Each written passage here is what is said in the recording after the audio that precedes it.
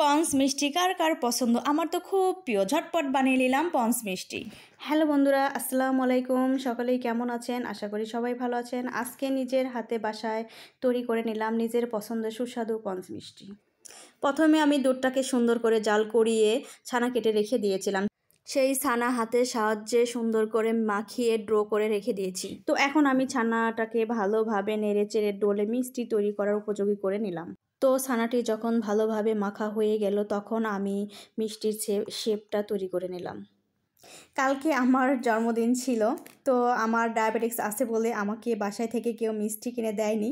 তো নিজের পছন্দের মিষ্টি নিজেই হাতে বানায় ফেললাম। চাইলে আপনারাও আমার মতো বাসায় এভাবে মিষ্টি বানাতে পারবেন। ছানাগুলো দিয়ে একটা একটা করে সবগুলো মিষ্টি আমি বানায় ফেলতেছি।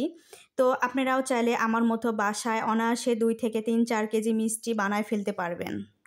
ফাইনালি বন্ধুরা, আমার মিষ্টিগুলো সবগুলো তৈরি হয়ে গেছে। তো দেখুন কি সুন্দর গোল গোল মিষ্টির শেপগুলো আসছে।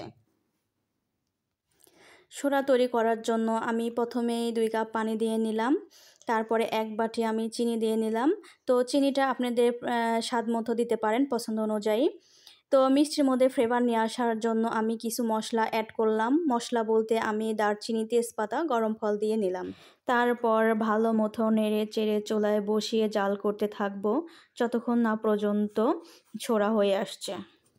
ঢাকনাটা উঠিয়ে দেখব সোড়াটা হয়েছে কিনা। তো সোড়াটা হয়ে গেছে।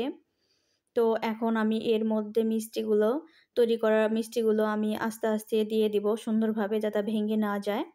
তো দিয়ে আমি 5 মিনিট জাল করে নেব। ফাইনালি বন্ধুরা, আমার মিষ্টিগুলো তৈরি হয়ে গেছে।